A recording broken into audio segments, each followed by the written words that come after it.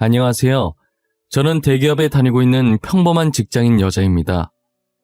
제가 가끔 출근 준비를 하면서 여기 있는 사연들을 종종 듣곤 합니다. 여기에 올라오는 이야기들을 들을 때마다 드라마 내용이 아니라 진짜 저런 일들이 실제로 일어난다고 하면서 놀라곤 했었는데 그런 일이 저한테도 일어나고 말았어요. 제게 일어날 리 없을 것 같던 일이 일어나니 처음엔 어디 말하기도 부끄럽고 혹여나 이 일로 저를 불쌍히 여길까봐 겁이 많이 났었는데 지금은 아무렇지도 않고 그냥 웃겨요. 이미 제 주변 사람들은 알고 있는 내용이지만 여러분들께도 드라마 보는 것이라 치고 한 번쯤은 들려드리고 싶어서 이렇게 사연을 적게 되었어요. 저는 제가 세상에서 가장 사랑하는 사람과 가장 증오하는 사람한테 배신을 당한 사람이에요. 여러분들도 어쩌다 제가 이 둘한테 배신을 당했나 싶으시겠지만 아마 제 얘기를 들어보시면 배신을 당한 게 아니라 쓰레기 청소 한번 시끄럽게 했네라는 생각이 드실 거예요.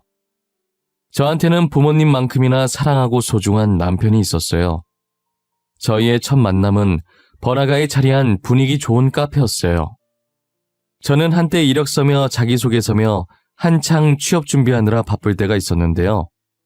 늘 부모님의 잔소리를 피해서 카페로 도피해 시원한 커피를 한 잔 시킨 후 제일 구석진 자리에서 노트북을 켜고 머리를 잡아뜯으며 열심히 무언가를 작성하고 있었어요. 작성한다기보다는 적었다 지웠다 그 두 가지만 반복하고 있었죠. 그렇게 저는 시간이 가는 줄도 모르고 카페에서 자기소개서를 작성하고 있다가 커피잔을 들었는데 언제 다 마셨는지 커피가 없더라고요. 다시 사러 가기 귀찮아서 계속 앉아있다가 커피 없다는 걸 까먹고 헛손질을 몇 번이나 했던 것 같아요. 헛손질을 4번째 정도 했을 때쯤 다시 무의식적으로 커피를 들려고 하니 누군가 제 컵을 낚아채고선 새로운 커피를 제 손에 잡아주시더라고요. 빈잔을 지금 몇 번이나 잡는 거예요. 자꾸 빈잔 들지 말고 이거 드세요. 컵 보니까 아이스 드신 것 같아서 똑같이 아이스로 샀어요. 좋아하는 커피인지는 모르겠지만. 아, 감사합니다. 카운터까지 가기가 귀찮아가지고 새로 안 샀는데 무의식적으로 손이 잡나 봐요. 계좌 알려주시면 제가 커피값 보내드릴게요. 됐어요. 커피값은 무슨. 저 심부름한 거 아니거든요. 취업 준비하시나 봐요? 아, 자기소개서 작성하고 계시길래 이런 질문 실례인가? 실례 아니에요. 커피도 사주셨는데요, 뭘. 대기업으로 취업 준비 중인데 좀 힘드네요. 아무리 머리를 잡아 뜯어도 글이 잘 써지지가 않아요. 혹시 도움이 될지는 모르겠는데 한 번만 봐도 될까요? 제가 왕년에 자기소개서 정말 잘 적었거든요. 친구들도 저한테 부탁하고 그랬었어요. 저는 남편의 도움으로 자기소개서를 작성할 수 있었고 거기에 커피까지 얻어 마셔서 계속 신세만 지고 있는 것 같아 제가 남편에게 저녁을 사주기로 했어요. 이런저런 얘기를 나누다 보니 취미도 비슷하고 통하는 것도 많더라고요. 어쩌다 번호 교환까지 하게 됐고 남편이 도와준 자기소개서로 합격하게 되면 연락 주겠다고 했어요. 그런데 정말 그 자기소개서로 제가 그토록 가고 싶어 했던 대기업에 합격을 한 거예요. 합격 통지를 받자마자 남편한테 전화해서 기쁜 마음을 함께 나눴죠. 그렇게 첫 만남 후 다시 만난 건 제 월급날이었어요. 첫 월급을 받고 제일 먼저 남편에게 감사하다고 비싼 밥을 대접하고 싶었거든요. 다시 만난 남편은 처음 봤을 때보다 더 잘생겨졌고 옷도 엄청 차려입고 왔더라고요. 카페에서 봤을 땐 간단하게 후드티랑 청바지를 입고 있었는데 이번엔 세미 정장을 입고 나왔어요. 세미 정장을 입은 남편의 모습을 보니 순간 제 심장이 아플 정도로 뛰기 시작하는 거예요. 저는 혹시나 심장 뛰는 소리를 들킬까봐 조마조마하고 있는데 그걸 아는지 모르는지 남편은 해사하게 웃으면서 작은 꽃을 내밀더니 제게 축하한다고 말해주더라고요. 저는 남편에 대한 제 마음이 들킬까봐 괜히 일부러 툴툴거렸어요. 고맙네요. 근데 오늘 왜 그렇게 차려입고 나오셨어요? 낮에 선이라도 보고 오셨어요? 이렇게 차려입으시니까 카페에서 봤을 때랑은 좀 분위기가 다르네요. 왜요? 더 남자다워지고 더 잘생겨져서 설렜어요? 오늘 고백하는 날이라 차려입어봤어요. 여자가 봤을 땐 어때요? 이 복장으로 고백하는 거 괜찮아요? 아니면 좀 오버했나? 뭐 깔끔하고 단정한 게 괜찮네요. 고백하셔야 하는데 옷에 음식 냄새 배어서 어때요? 고백하고 오시지. 아니다. 고백하고 오면 내가 여자니까 아무래도 상대방이 싫어하지. 하긴 옷에 음식 냄새 배어오면 싫어하겠죠? 그쵸? 나중에 산책로 걸으면서 고백하려고 했는데 안 되겠다. 그냥 지금 해야겠다. 지금이요? 여기서요? 뭘 어떻게... 설마 전화나 문자로 하겠다는 거예요? 전화랑 문자 고백 그거 진짜 최악이에요. 고백은 상대방 얼굴을 직접 보고 해야지. 지금 뭐 하세요?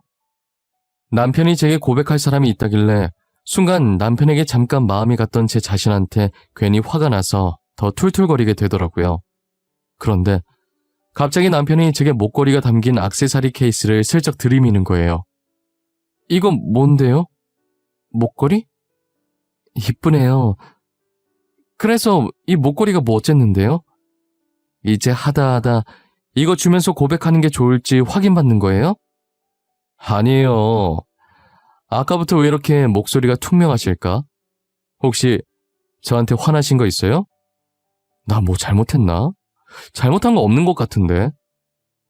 네, 그쪽은 잘못한 거 하나도 없어요. 그냥 제가 제 자신한테 화난 거예요. 이 목걸이 주면서 고백하면 여자분 좋아하시겠네요. 오늘 고백 성공하시겠어요. 그래요? 이거 제가 이나 씨께 드리는 목걸이에요. 이쁘다고 하니 다행이에요. 혹시나 별로면 어쩌나 했는데. 이 목걸이가 제 거라고요? 왜요? 아니, 싫다는 게 아니라 고백하는 분께 드리려던 거 아니었어요? 근데 이게 왜 제 거예요? 취업 축하 선물인가? 뭐 그렇게도 되겠네요. 취업 축하 겸 제 마음 좀 받아달라는 뇌물? 이렇게 고백할 건 아니었는데 사실 카페에서 처음 봤을 때부터 이나 씨한테 반했었거든요. 저는 목걸이 주면서 고백하는 게 좋을지 확인받는 거냐고 심술 가득한 목소리로 대답했었는데 알고 보니 그 목걸이의 주인이 저였던 거예요. 남편은 이렇게 고백할 건 아니었지만 카페에서 처음 봤을 때부터 자기 이상형이라 반했었다고 결혼을 전제로 자기랑 진지하게 만나보면 안 되겠냐고 하더라고요. 웃으면서 그렇게 얘기하는데 제 심장은 또 마음대로 힘차게 뛰기 시작하더라고요. 저는 잠시 상황 파악이 안 돼서 멍하니 떨떠름하게 있다가 남편이 자기 말 듣고 있는 거냐며 제 눈앞에 손을 왔다리 갔다리 하는 바람에 정신 차리고 고개를 세차게 끄덕였어요. 그렇게 저희의 연애는 마치 연애가 처음인 새내기처럼 풋풋하게 시작하게 되었어요. 저는 여러분도 알다시피 대기업에, 남편은 부모님 회사를 물려받으려고 후계자 수업을 듣고 있었어요. 사실 저도 연애만 했을 때는 남편 집안이 어떤지 잘 몰랐다가 상견례 하면서 알게 됐어요. 카페에서 봤을 때 대충 걸쳐도 귀티나 보이더니 역시나 어느 기업의 아들이었던 거죠. 부잣집 도련님이라고 해서 제 태도가 바뀌거나 남편의 태도가 바뀌거나 하진 않았어요. 제가 자신보다 못한 집안이라고 무시하지도 않았고 저도 저보다 부유한 집안이라고 해서 속물처럼 행동하거나 불편해하거나 하지 않았어요. 서로 좋아서 만난 것이기 때문에 저희에게 집안은 아무 필요가 없었거든요. 서로에 대한 마음만 변함없다면 아무래도 괜찮았어요. 저희는 빨리 결혼하게 될 줄 알았는데 3년 정도 긴 연애를 하고 결혼을 약속하게 됐어요. 이미 상견례는 다 마친 상태였고 결혼식 날짜만 다가오기를 기다리고 있었죠. 그러다 갑자기 저희 회사의 중요한 프로젝트가 앞당겨지면서 결혼을 3일 정도 뒤로 미뤄야 할 것 같은 상황이 생긴 거예요. 급하게 결혼 날짜를 변경할 수 없겠느냐고 예식장에 연락을 드렸지만 이미 예식장에 다른 날짜들은 예약이 꽉 차서 변경할 수가 없겠더라고요. 그렇다고 취소할 수도 없는 노릇이고 결국은 결혼식을 예정된 날짜에 하고 신혼여행만 미루게 됐어요. 그렇게 저희는 결혼식만 올리고 바로 신혼집으로 들어갔어요. 신혼집에서 첫 저녁밥을 차려 먹는데 이제야 결혼했다는 사실이 실감나면서 기분이 참 묘하더라고요. 같은 식탁에서 앉아서 색만 다른 수저를 들고 똑같은 그릇에 담긴 밥을 먹으니 이게 신혼이구나 싶었고 사람들이 왜 이렇게까지 결혼을 하고 싶어 하는지 이제야 좀 알 것 같았어요. 저는 앞으로는 평생 이 사람과 이 집에서 행복한 일만 가득했으면 좋겠다는 생각을 했어요. 하지만 제가 이런 행복한 상상을 한 지 몇 시간도 채 지나지 않아서 제 인생에서 최악이었던 불청객의 등장으로 인해 아름답게 꿈꾸던 결혼 생활은 산산조각이 나버렸어요. 처음으로 신혼집에서 자고 일어났는데 제 옆에 누워있어야 할 남편이 안 보이더라고요.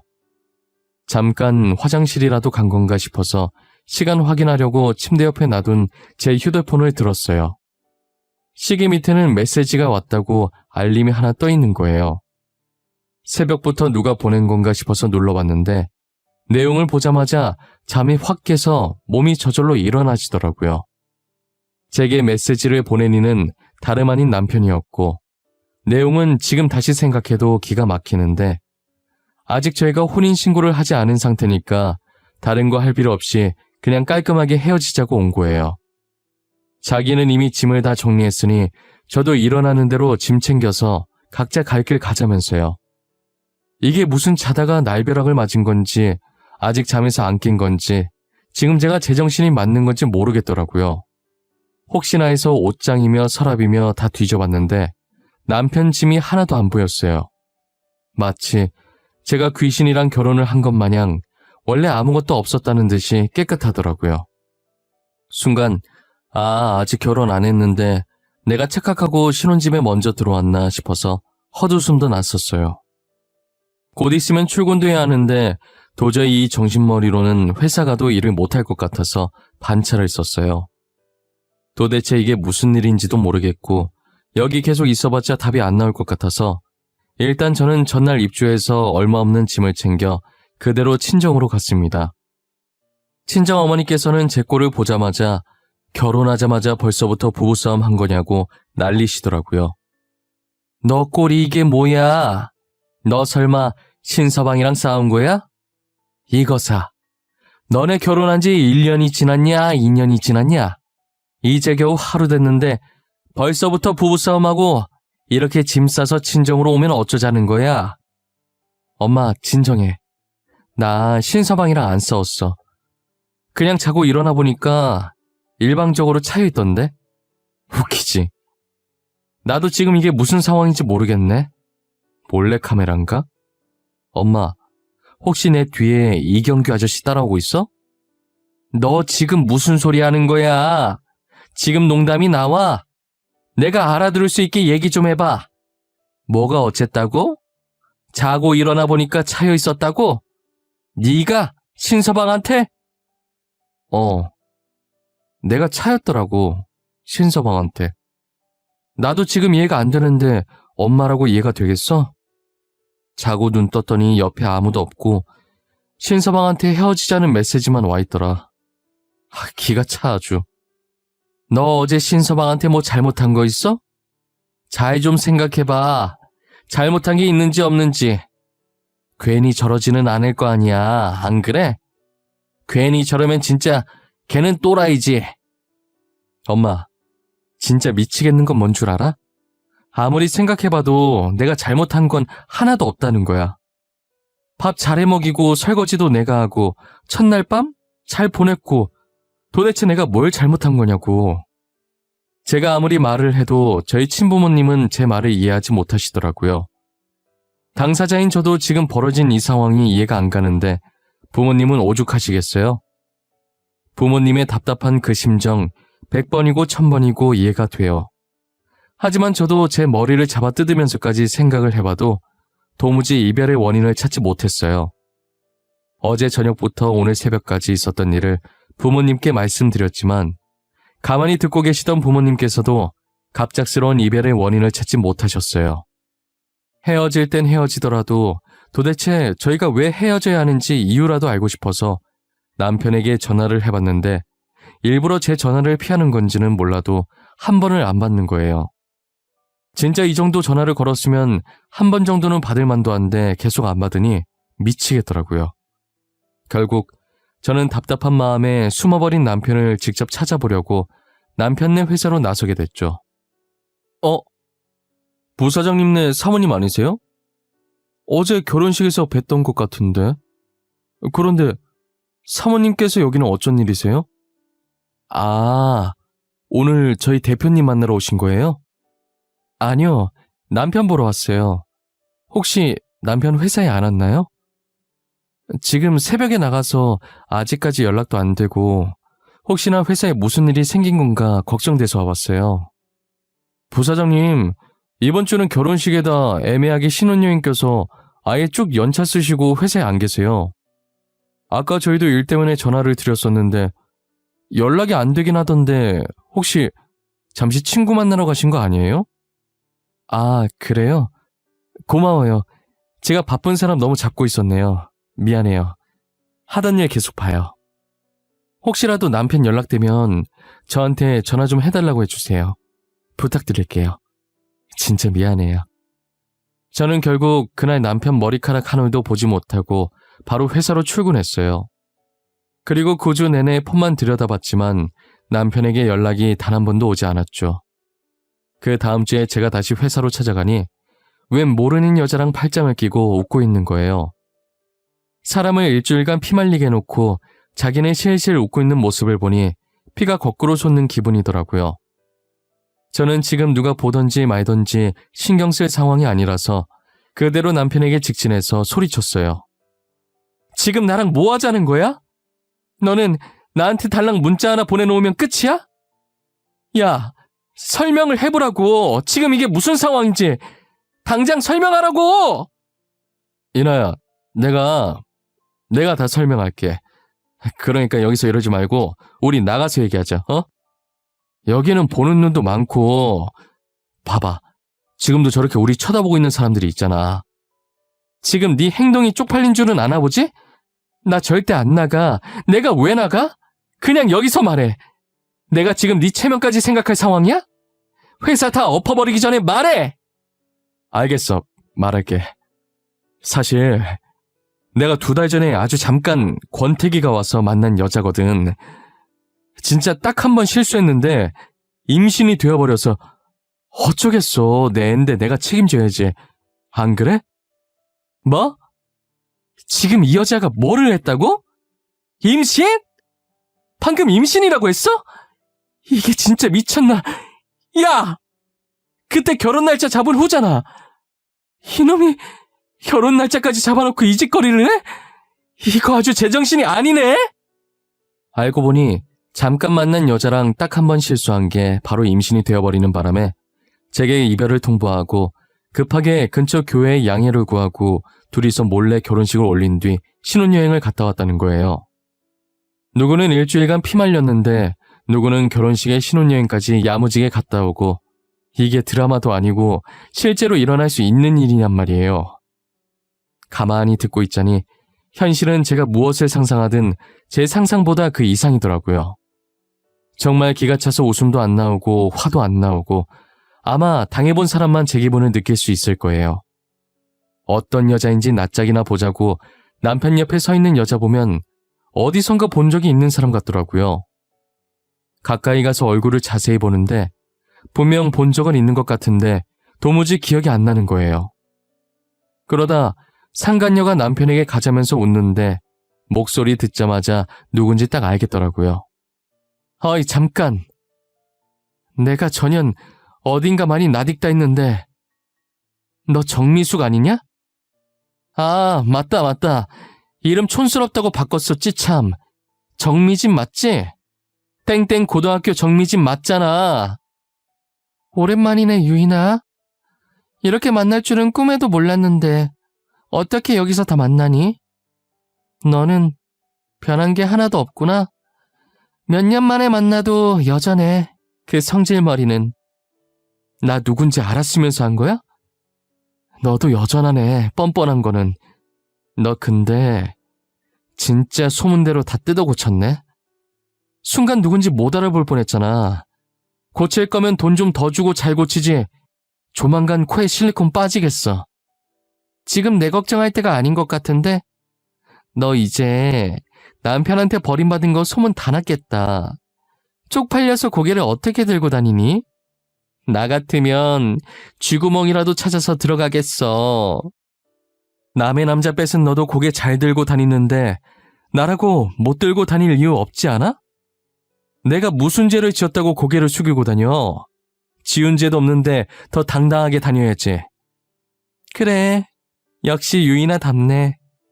자존심 없으면 시체인 너다운 대답이야. 멋있다, 야. 그럼 고개 들고 잘 다녀봐. 그게 얼마나 갈 수 있을진 모르겠지만 말이야. 정미숙, 지금 다들 너한테 사모님 하면서 웃어주니까 네가 진짜 사모님이라도 된 것 같지? 뒤에선 다 임자 있는 남자 꼬신 첩이라고 말해, 첩. 알아? 너는 다른 사람들한테 그저 첩일 뿐이야. 첩이라는 제 말에 욱한 건지 아니면 촌스러운 예전 이름을 불러서 욱한 건지 상간녀는 제게 다가와서 뺨을 치는 거예요.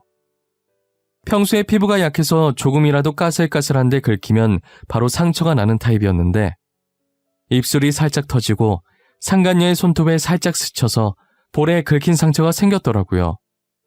저는 상간녀를 보며 방금 네가 한 짓 후회하게 만들어주겠다고 말하고 남편 회사에서 빠져나왔어요.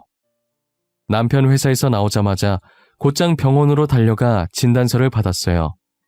그리고 상간녀 소송을 하기 위해 필요한 증거들을 모으기 시작했죠. 일단 남편 회사에서 저희의 영상을 찍고 있던 사람들 중에 저와 안면이 있는 직원이 있었어요. 그 직원에게 연락해서 익명은 보장해 줄 테니 낮에 찍었던 영상을 달라고 해서 받아냈어요. 저희가 결혼을 했었다는 내용과 결혼 후 제게 무작정 이별을 통보한 것, 바람핀 것, 그리고 상간녀가 제 뺨을 친 것까지 모조리 다 들어있더라고요. 이것을 나중에 소송할 때 증거 영상으로 쓰기 위해서 따로 저장해놨어요. 사실 그 상간녀는 제 고등학교 동창이었고 저랑 친한 사이는 아니었어요. 학창 시절에도 친구들의 남자친구를 뺏고 다니기로 유명했던 애였어요. 심지어 제 남자친구도 몇 번이나 그 애한테 빼앗긴 전적이 있었고요. 저는 그때 이후로 상간녀를 극도로 증오하고 있었죠. 학창 시절에도 그렇고 지금도 그런 것 같고 상간녀는 유독 저한테 열등감을 느꼈었어요. 예쁜 이름도 부러웠고 행복해 보이는 부모님도 부러웠고 하물며 만나는 남자마다 다정했으니 지금 생각해보면 제게 이름과 부모님을 뺏을 수는 없어서 남자를 뺏어왔던 것 같아요. 그런데 이번에 남편까지 뺏고 있으니 이대로 가만히 있을 수가 없겠더라고요. 저는 이 일을 동창들에게 말했는데 동창들도 그동안 골치 아팠던 일이 있었던 거예요. 그 상간녀 때문에 이혼한 동창도 2명 정도, 이제 저 포함해서 3명이 있더라고요. 이것도 우연의 일치였는지는 모르겠는데 이혼한 친구들이 저랑 절친한 사이였어요. 남편 외도 알아차렸을 때 어떻게 했냐고 물어보니까 이미 이혼하고 나서 상간녀가 있었다는 사실을 알아차려서 아무것도 할 수 없었다고 하더라고요. 그러다 한 친구가 다짜고짜 저한테 제 SNS 계정이 공개인지 비공개인지 물어보더라고요. 알고 보니 상간녀가 저희 SNS 계정을 타고 들어가서 남편들한테 접근을 했던 거예요. 다른 친구들 계정을 통해 계속 이 계정 저 계정 타고 들어가는 방법으로요. 제가 비공개하는 방법을 몰라서 만들어 놓은 상태 그대로 쓰고 있다고 했더니 아마도 같은 방법으로 남편한테 접근했을 가능성이 크다고 하더라고요. 저는 친구들에게 혹시 뒤늦게 상간녀였던 거 알게 된 증거 있냐고 물었더니 아마 가지고 있을 거라고 하면서 휴대폰을 뒤져보는데 다행히 증거들이 있더라고요. 지금 상간녀 소송 준비 중이라고 어쩌면 필요할 수도 있을 것 같아서 일단 증거 사진들을 달라고 부탁했어요. 친구들은 흔쾌히 제게 증거 사진들을 넘겨주었죠. 저는 친구들에게 받은 증거들을 남편한테 보냈어요. 보내고 얼마 지나지 않아서 전화가 오더라고요. 지금 나한테 뭘 보내는 거야? 이 사진들이 도대체 뭐 어쨌는데 나한테 협박하는 거야? 도대체 원하는 게 뭐야? 지금 내가 너한테 협박하는 걸로 보여? 하루라도 더 빨리 정신 차리라고 보내주는 거야. 내가 보내준 사진들이 지금 니랑 결혼한 그 여자의 실체야. 알아? 이게 다 그 여자가 저지른 짓들이라고? 거짓말 치지 마. 아니야, 그럴 리 없어. 미진이 그런 애 아니야. 너가 뭔가 오해하고 있는 거야. 내가 전에 네 회사 찾아갔을 때 못 봤어? 너도 다 봤잖아. 지금도 봐. 나한테서 너 뺏어갔잖아. 걔 원래 그런 애야. 친구 남자 뺏고 다니는 그런 애라고. 알겠어? 남편은 처음에 제가 잘못 알고 있는 게 분명하다고 제가 보내준 사진들을 믿지 않는 거예요. 제 말은 못 믿겠다고 상간녀한테 직접 확인해야겠다며 전화를 끊어버렸죠. 당사자한테 직접 확인을 한 것인지 다음날 되니까 저희 집에 찾아와서 무릎 꿇고 있더라고요. 잘못했다고, 제가 한 말이 다 맞았다고, 다시는 이런 일 없을 거라고 한 번만 용서해달라고 하는 거예요. 친정 부모님은 그 모습을 보고 노발대발 난리도 아니었죠. 저는 그 사진들을 본 상간녀 반응이 더 궁금하더라고요. 그래서 상간녀가 뭐라고 했는지 물어봤더니 상간녀는 제가 했던 것처럼 여전히 뻔뻔하게 나왔죠. 그 증거 사진 속에 있는 여자 자기 맞다고, 자기가 그랬다고, 그래서 이제 어쩔 거냐고 그랬다는 거예요. 계속 뱃속에 있는 아이 얘기를 꺼내면서 결혼 못 모른다고 했다더라고요. 남편은 이제 뱃속에 있는 아이가 자기 아이가 맞는지도 의심스럽다는 거예요. 저 같아도 저러고 다니는데 의심 안 할 수가 없었죠. 상간녀는 애초에 제 남편에게 사랑이란 감정은 없었고 오직 돈만 보고 접근한 거예요. 이제 와서 용서해달라고 울고 있는 남편이 너무 한심해 보였고 앞으로는 제 눈앞에 나타나는 일이 없었으면 좋겠다는 생각이 들었어요. 제가 용서 받아줄 마음 없다고 돌아가라고 했지만 남편은 일어날 생각을 하지 않았죠. 결국은 저희 어머니께서 소금을 뿌리시고 난리치는 통에 쫓겨나다시피 나갔어요. 저는 남편과 상간녀를 고소했고 위약금도 받아냈어요. 그리고 상간녀를 폭행죄로도 고소해서 얼마 전에 재판이 끝났는데 초범이기도 하고 상처가 그렇게 깊지 않아서 벌금으로 끝났더라고요. 감옥에 못 보낸 게 한이라며 그 자리에서 몇 대 더 맞을 걸 그랬다 싶었어요. 나중에 동창들한테 우연히 그 둘 소식을 듣게 됐는데 상간녀는 지금 아무것도 안 하고 전 남편 등에 빨대 꽂고 살고 있다고 하더라고요. 그리고 뱃속에 있던 아기도 과연 누구의 아이일지 저희끼리도 되게 말이 많았었는데 낳고 보니 그 많은 남자들 중에 하필 또 전 남편의 아이가 맞았던 거예요. 결국 전 남편은 이혼도 못하고 상간녀와 계속 살고 있다는 소식을 들었어요. 상간녀 때문에 골치 아픈 건 전 남편뿐만이 아닌 것 같더라고요. 시댁 식구들도 만만치 않게 골머리를 썩이고 있는 것 같았어요. 아무것도 안 하는 상간녀가 시댁 식구들보다 돈을 더 많이 쓰고 다니고 있거든요. 상간녀의 사치는 아무도 말릴 수 없었고 사람이 뻔뻔하기도 그렇게 뻔뻔할 수가 없으니 아무래도 상간녀가 제 발로 이혼한다고 하기 전까진 시댁은 계속 지옥일 거예요. 저는 엄청나게 쌓인 청소를 드디어 끝마치고 청소하며 흘린 땀을 싹 씻은 기분이에요. 10년 묵은 채증이 내려갈 때도 아마 이보다 상쾌할 순 없을 거예요.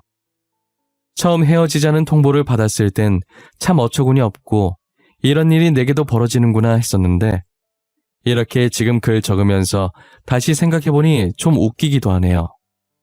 앞으로 저를 소개할 때 돌싱이라고 말하기도 민망한 결혼기간이에요. 저처럼 결혼한 지 고작 몇 시간 만에 이혼당한 사람이 또 있을까요? 벌써 제가 전 남편과 이혼을 한 지 몇 년이라는 시간이 흘렀네요. 그 사이 저는 전 남편보다 훨씬 좋은 남자를 만나 결혼을 했어요. 제 인생에 결혼이 다시 오려나 했는데 결국은 이렇게 다시 오더라고요. 그리고 지금 남편을 만나면서 오히려 더 승승장구하는 기분이에요. 남편과 결혼 후 바로 중요한 프로젝트가 있었는데 성공리에 잘 끝나서 승진도 했거든요. 이틀 전에는 제 뱃속에서 꿈틀거리고 있는 귀여운 생명체도 발견하게 됐답니다. 그래서 어제부터 남편이 저보고 편히 쉬라면서 혼자서 집안일을 다 하고 있어요. 제 남편이 모두가 알아주는 팔불출 남편이거든요. 저는 정말 더도 말고 덜도 말고 이대로만 계속 간다면 정말 더 이상 소원이 없을 것 같아요. 지난 과거들은 모조리 잊어버리고 앞으로 지금의 남편과 아이와 함께 행복할 생각만 하려고요. 여러분들도 제 사연처럼 어이없게 이혼 혹은 파혼당하신 분들이 계시다면 댓글로 남겨주세요. 어디에 내놓기도 부끄러운 이야기들을 저희끼리만 몰래 여기에 적어놓고 훌훌 털어버리자고요. 결혼이 인생의 전부도 아니고 그렇다고 이혼했다고 인생이 끝나는 것은 아니니 결혼에 실패했다고 주눅들지 마시고 저처럼 당당하게 살아갈 수 있길 바래요. 이혼을 하든 파혼을 하든 그것은 제2의 인생이 시작된 거라고 그렇게 긍정적으로 생각하며 살아보자고요. 인생의 주인공은 자기 자신이니 남들 눈치 보지 말고 본인이 하고 싶은 대로 하고 사셨으면 좋겠어요. 세상에 반은 남자고 여자인데 제 짝 하나가 없을까요? 기다리다 보면 저처럼 언젠간 좋은 짝들이 오게 될 거예요. 지금까지 저의 긴 이야기를 들어주셔서 감사합니다. 여러분들에게도 늘 행복한 기운만 가득하시길 바랄게요.